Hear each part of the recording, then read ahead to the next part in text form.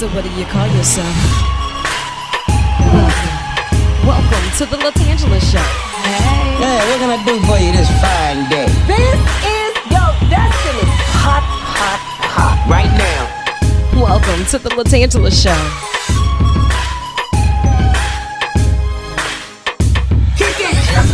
Come on in and enjoy yourself. Right now. We gon' party like no one else. Welcome to the LaTangela Show.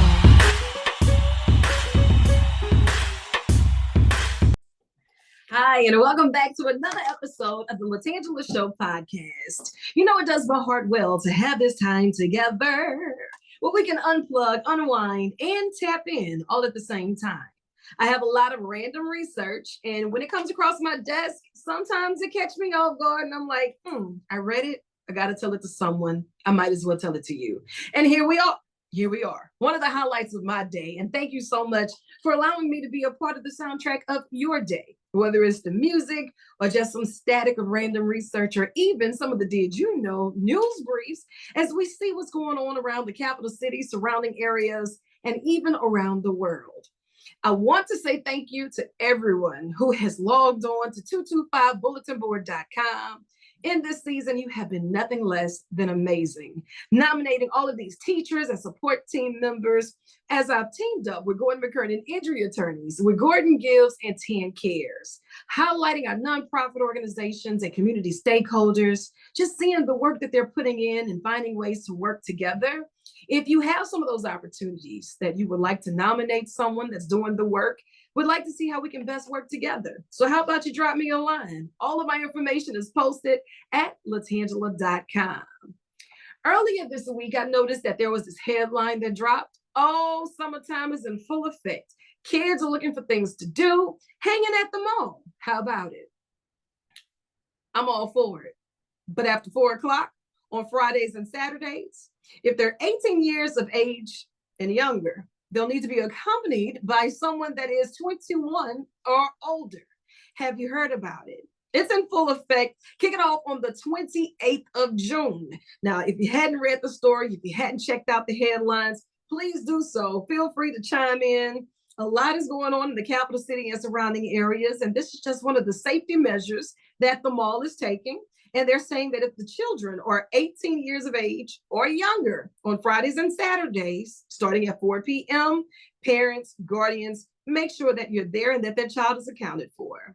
You know, you can always find the inside scoop with this. We'll give it to you first. Coming up in the hot seat on the 10 line, I understand that on Oprah Winfrey Network, they're bringing some entertainment to us this summer. Family Empire, the Houston edition. In the hot seat on the 10 line, we're going to chat with none other than Nicole, Braden, Handy, and Jermeshia, Goudeau. Now, with them, their family is like this real estate empire. They have been doing this for so many years. And now their life is about to become our entertainment. Honey, cut them cameras off. When we're done with this random research, cut, it's a wrap. But no, they're going to invite the cameras to their home, to their business, and the balancing thereof, or the lack of balance thereof. Either or, we're going to find out on Friday nights, 7 p.m. Central Standard Time, and I am here for it on network in full effect. And we're also going to chat with none other than the Bible Answer Man. Have you heard of him before? Okay, so he is the best-selling author. He is also the president of the Christian Research Institute. He is also the host of his own radio network when it comes down to the Bible Answer Man. And he has just released the new collector's edition. It's revised and expanded. Have a lot of questions that need answers on this one. The complete Bible answer book. For all of those questions that need answers. And he touched on a lot of things. So in the interview, we're going to touch on some things that I feel might shed some light. You know, we live in a time where people may not be all right with not being all right. And there's this real murky space when it comes to depression, when it comes to suicide. What does it look like turning that around? Especially when you have so many stats saying that it's starting younger and younger and younger. At what point do we say enough is enough? What conversations do we have? When do we have them? How do we say it? It's a lot. and I want you to join the conversation. So make sure you stick it out with me for that. Hank Hanegraaff. It's available now, but I want you to check it out with him. Get the inside scoop. When it comes down to a lot of the random research, some of the stuff I'm really here for. This one made me smile. It's not scale day. That's enough. We can end the show right here. It's not scale day. I've been hitting my Peloton, touching it just about every day, 10 miles plus, trying to figure this dear thing, get a better, healthier heart, do it with a smile, chase the sun, or let the sun chase you mentality. But according to the journal Appetite, did you step on the scale this morning? If so, you made a mistake. It takes a few days, especially after the weekend. So Friday, don't stress yourself out. Saturday, Sunday might cause a little more damage than we should. So Monday, let it go. Tuesday, let it go. It said, according to their experts, and I'm going to trust these experts, Wednesday is when the real weight is best measured. So we'll touch the scale on Wednesday. Not a second sooner, don't ask me. Did you know that you're supposed to talk to your plants? I mean, I've heard of that before. My grandmother had the best green thumb. I'm still, trying to figure out how to keep a cactus alive. However, if you do not talk to your plants, you should. Speaking words of encouragement to your plant helps it grow. And it also increases your sense of being connected to nature. Researchers had actually found that when people interact with plants and trees, they felt more a part of the world around them. Dear tree, I see you, standing tall and strong. Dear plant, I see you, thriving, soaring. No, not soaring, the plant. I'm trying to think of what would I say to a plant. That green sure looks good on you. That's about the best I got, but I'm gonna figure it out. I'll figure it out. Okay, when it comes to your personality, people are so judgy. You may be sitting there trying to decide how you want your egg because that's just how you want your breakfast. Meanwhile, they're conducting random research on you, trying to figure out your personality linked by the egg decision. How do you prefer your eggs? These are serious questions that need some real answers. For instance, if you prefer fried eggs, according to Woman's World, you're open-minded and creative. Poached eggs are the favorite of smart people with good taste. Boiled eggs are preferred by ambitious people. Scrambled egg eaters are sensitive and introspective. And if you go for the omelets, you're creative and healthy. Who has the time to sit there and figure all that together? Like, how did you compile this random research? I would much rather you say if you add ketchup to your eggs, or if you add hot sauce to your eggs, but this boiled, fried, scrambled, what's the difference between fried and scrambled? Like, who's getting paid to conduct that random research? And are they hiring? Glamour magazine, they're talking to us. What's one of the biggest pet peeves around the office? The one that is the loudest around the office. My bad, y'all. My bad. I didn't know. Now I know, according to Glamour. Use your inside voice when you're at the office. 1 of 3 workers rate loud talkers as their top office pet peeve. Say it ain't so. Got to be more careful. Well, fellas, this summer, I'm going to help you out. I know it's about time for the family vacations. And when I say family vacations, maybe it's time for you to visit your in-laws or your in-laws to visit you. According to Crazy English, Richard Ladera, he is doing his best to work it out for the fellas.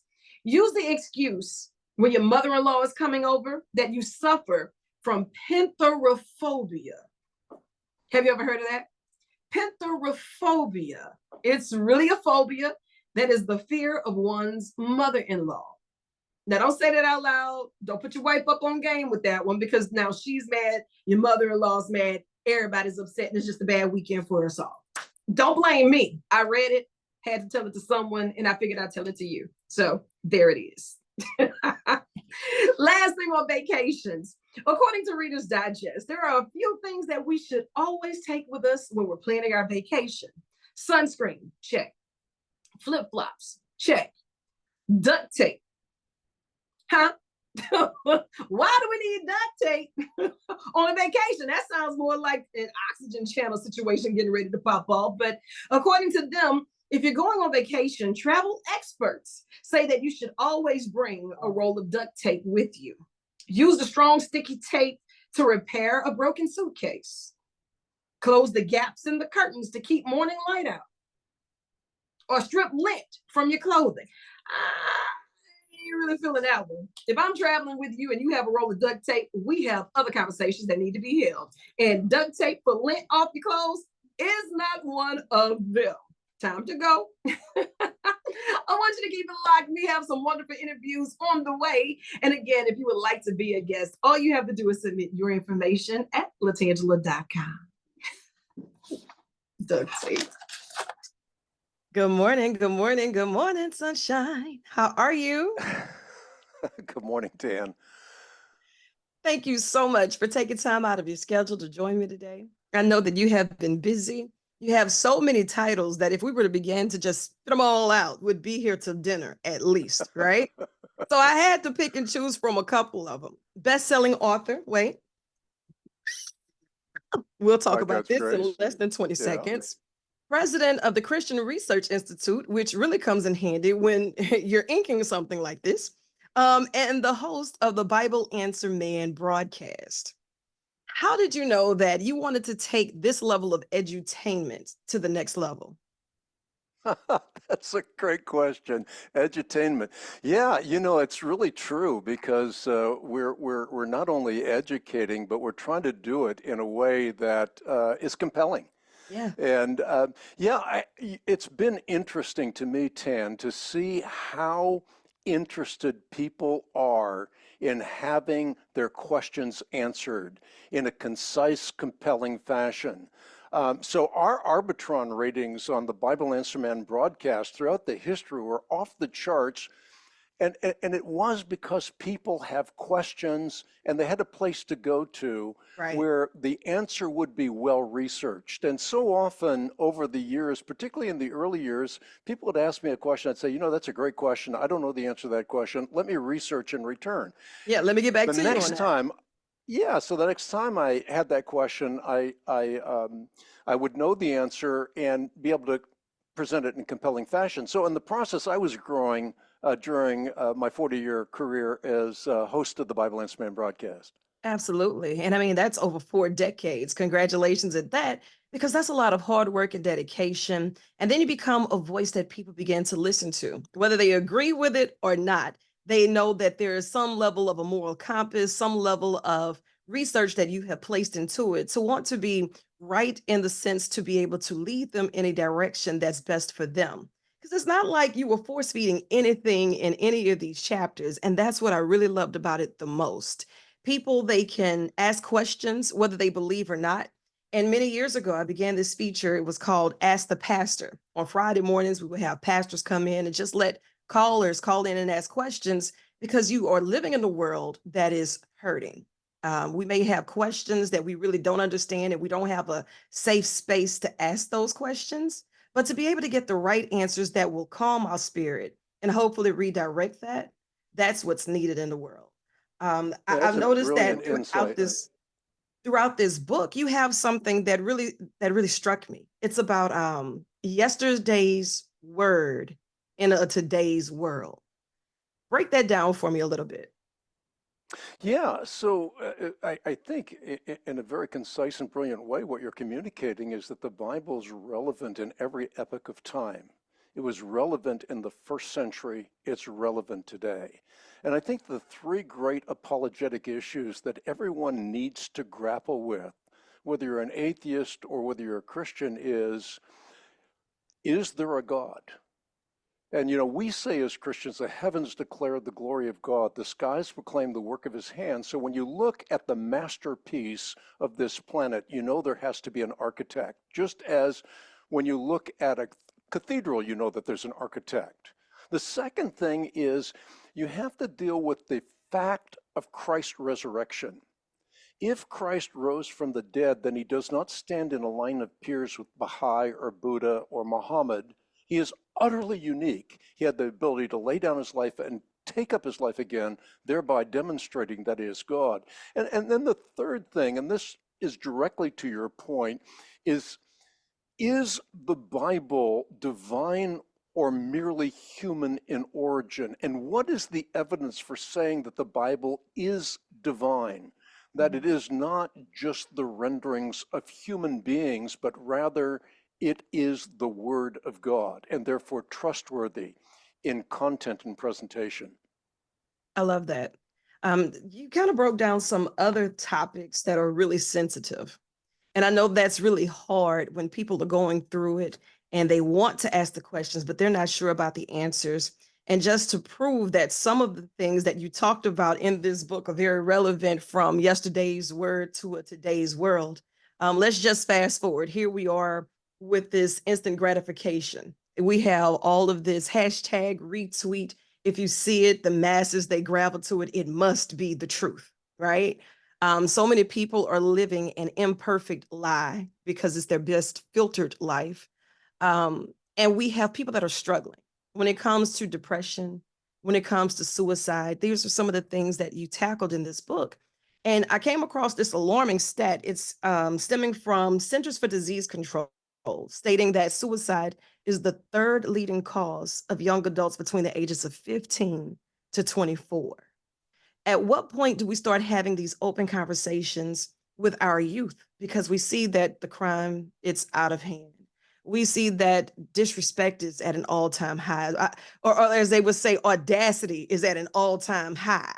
Nothing seems to shock us anymore. Before we get to the level of depression and suicide rates being even higher with our kids, what are some of the things that we should take as a walkaway with this book to encourage them? Yeah, I think one of the things, Tan, that people have to recognize is that we're not mere molecules in motion. If we were, and you're in a desperate situation, an unhappy situation, a tragic situation, perhaps taking your life doesn't really matter because you're just molecules in motion. But if you know that you're created in the image and the likeness of God, and you know that you're both physical and metaphysical, that the mind is not identical to the brain, and that you will exist for all eternity, then that conversation becomes incredibly poignant, incredibly profound, because taking your life does not end your life. It ends your physical life, but you continue on. All who die will be resurrected. All who die will be resurrected. So the body that dies is the body that will be resurrected. And you're either going to be resurrected in union with God, what we are created for, fellowship in the Holy Trinity, or we're going to be separated from the loving grace of God. Now, we're separated from the loving grace of God, not as a capricious act of God, but that's what we want. And so God, I've always said this, Tan, I've always said it's not the absence of truth that damns, it's always the despising of truth that damns. So I'm not here making a judgment on whether someone will be in the loving presence of God or not in the loving presence of God. But I am saying one thing about suicide. People need to understand that suicide is murder. It's the murder of oneself. And of course, one of the commandments, the most profound and poignant of commandments, is that we shall not murder, one of the 10 commandments. It is. And speaking of the 10 Commandments, our governor, he just signed a bill into law stating that he would like to have the 10 Commandments visible in all of the public school classrooms, excuse me. And of course, that's an uproar, and we're going to see how things work out with that. But again, whenever it comes to a situation where you have this open dialogue, asking questions for a greater level of understanding and not a judgmental tone, it makes it a lot easier for people to be able to express themselves, for people to be able to ask questions without feeling stupid, without feeling attacked when they get the answers, even when the answers are uncomfortable. But with this, you have the new collector's edition, revised and expanded over 4 decades, the complete Bible answer book. One of the toughest questions for you today. Are you ready? I'm ready. What was the hardest part in this book for you to ink and say, I'm done with it? Because this is a revision, this is expanded. But as you were writing, you said, okay, now, Hank, I wrote it. It's a done deal. I'm going to leave it there. I don't want to revise it anymore. Yeah, it's a brilliant question again. Yeah, I wouldn't rule out, except I'm 74 years old now. I wouldn't rule out You're still something just that's warming even up. more You're expanded. warming up, Hank. Yeah, who knows?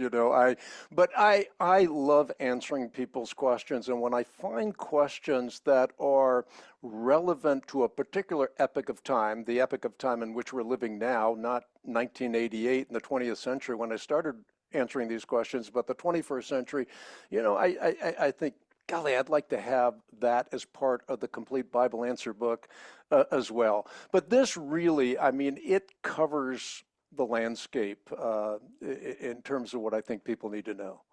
Yeah, absolutely. And I know that you and your team, you put in a lot of work for this. As you're answering a lot of these questions on your broadcast, is there ever anything that catches you off guard just when you thought you've heard it all? Yeah. Is there anything that ever just kind of takes you back just a tad, like, let me still get back with you on that one? Yeah, absolutely. In fact, I answer the question precisely as you just say. I say, that's a really good question. I really don't know how to properly answer that question. Let me research and return. And that does a couple of things. Number one, it lets people know that I don't know everything, which sometimes people make that wrong assumption. They think that, well, you must know everything, but I obviously don't. I'm just as finite as everybody else. But the other thing that's really great is it gives me an opportunity to go back and research and return, and then the next time that question comes up, I have a compelling answer that's satisfying to the audience. That's good. Do you ever have any topics that get uncomfortable for you? Not really. When you've lived, I'm obviously in the fourth quarter of my life. If I live to be 100, I'm still in the fourth quarter of my life. So I'm not uncomfortable with anything at this point. I think that people can ask me virtually anything, and I've experienced so much in my life. I have 13 children, 9 natural and 4 adopted, Never a and dull so moment. yeah, I've seen life through their eyes as well as I've experienced a tremendous amount of life, not only here in America, but around the world. That's awesome. If there's anything that you wanted to leave a listener or viewer with today, what would it be? Well, the only thing that I would really want people to do is focus on 3 things. Number one, ask yourself this question: did God create the universe? And when you look at a masterpiece, you know that there's a master designer. Is Jesus Christ God? And the answer to that question is yes, he's God, demonstrated he's God through the immutable fact of his resurrection. And is the Bible a reliable resource for faith and practice? And I think that the evidence demonstrates that it is. And I've actually, in my Bible Answer book, developed acronyms so that people can not only hear the answer to that question or read it, but remember it as well. Absolutely. And this is a very great tool, especially if you're adding something to the collection. If you have a book club, I encourage everyone to get this book, The Complete Bible Answer Book. It's the collector's edition, revised and expanded, none other than the mastermind of it himself, Hank Hanegraaff. And I want you to think of this as an extension of your office. Whenever you have anything going on, you tell them, look, I need to jump in the hot seat on the tan line or make the field trip to Louisiana, and I got you. I know you have more work to do, so I'm going to let you chase the sun or let the sun chase you. But either way, get after it. I love you, and there's absolutely nothing you can do about it. Well, you are amazing. Thank you. Thank you so much. Proud of you. This is brilliant. Thank you for this. Thank you.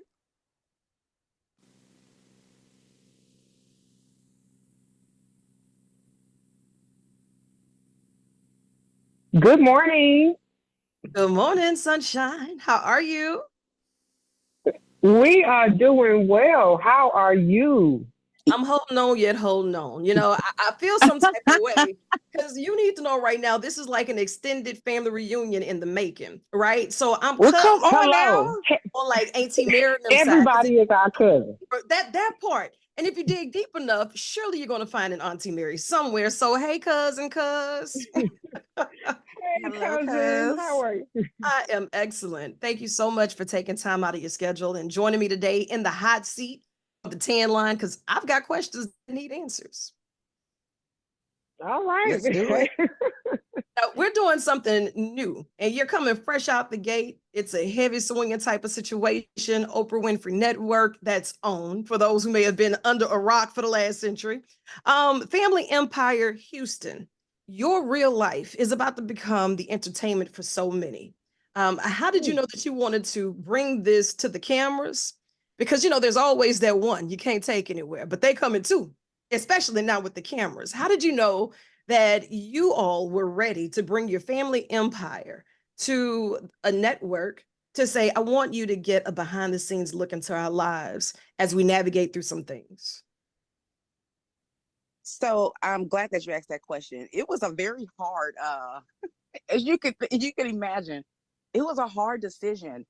But here in the Houston area, our family is originally from Louisiana. They migrated to the Houston, Texas area, and Okay. just through hard work, they were able to. Our grandparents, especially, were just able to achieve so much here. And so, in our real estate business, people tell us all the time, "Y'all need a show. Yeah. Y'all need."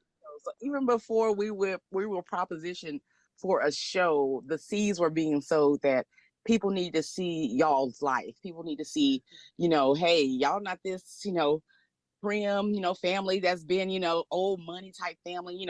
It was just working hard, family, togetherness and love and support, and just love to see you all working together. And so Yeah. that's kind of what sowed the seeds for us to be like, okay, maybe we can put this on air. Ooh, child, because we're here now. Ain't no turning back. We are going to debut this thing No come turning back at Friday, all. June 28th, 7 p.m. Central Standard Time. I got the snacks and I am pulling up. And you know who I'm really waiting on? Because see, I know y'all gonna put on and be all gorgeous and glamorous and work like no end. However, none of that matters to Granny. None of it.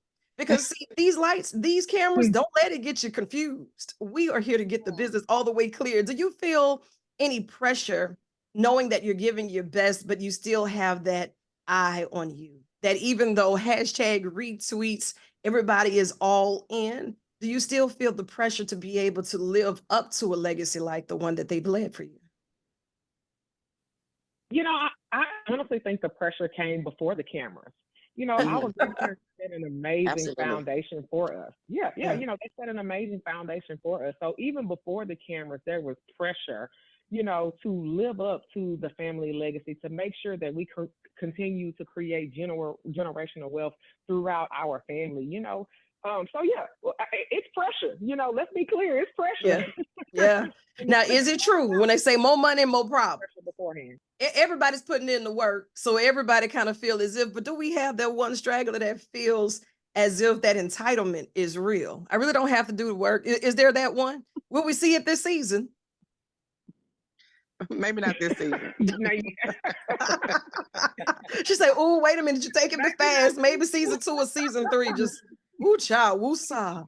Now, with that, being a realtor, it's almost like that's an episode in itself because of the market, the twists, the turns, the clientele, and everybody who wants to sign up and take that, that realtor pose. Everybody got one up right now. So even to be able to do this on a day in and day out, does it create new challenges for you when you're trying to keep the clientele, gather new clientele, and take this real estate game seriously? Absolutely, it does. I mean, one thing that life is short of is time. And when you realize, hey, all the things that we are up against, we have our own families, we have our business, we have our individual business, then we have the business of Braden, uh, our family obligations. Nicole and I are the oldest two grandchildren. We take it, the family is our business as well. So, Yeah. it's just a lot trying to make sure that we're still maintaining the level of professionalism and excellence with our clients, generate more business, generate more agents, and just have the careers and the lives that, that we expect, and do it in the way that we expect with excellence. So it's definitely challenging, but we make it happen. And that's because we have no other way, because Oscarine is our grandmother. Absolutely. Now, Nicole and Jermeshia, as we are watching, what is that one takeaway that you want the viewers to get, whether they're a part of the family as an extended cousin, or if they're watching for only entertainment, or maybe the family dynamic that's there? What is it that you want the average viewer to get from Family Empire Houston Edition? We want them to know that honestly, we're just like them. We are a loving family. We work together. We work very hard together, but we also have trials and tribulations. We also struggle. We also have disagreements. We just putting it on camera, right? So we're just like them. We're still those down home Southern, like the good eat. And you're in New Orleans, so you know what Absolutely. It is. I'm here for it. You already know the struggle. I'm here for it. What? But we want them to know we're just like them. We're real people. We go through real things, and we have real life and real challenges, and we hope and pray that they can relate to those challenges, and that we may help them with something along the way as they see us struggle with it, or, overcome obstacles and challenges as well. I love it. And this is an extension of your office. So whenever you have anything that's going on, feel free to jump in the hot seat on the tan line. It's a family reunion. You get to Louisiana, I got you covered. So just pull up on me. I know you got more work to do. So listen, Friday nights, starting this Friday, is going down in a major way. Oprah Winfrey Network, you got it right. My cousins are coming to show up and show out with Family Empire, the Houston edition. I'm proud of you. I know you got more work to do, so I'm going to let you chase the sun or let the sun chase you. But either way, get after it.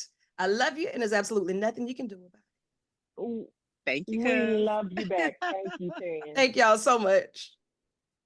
Have a good one.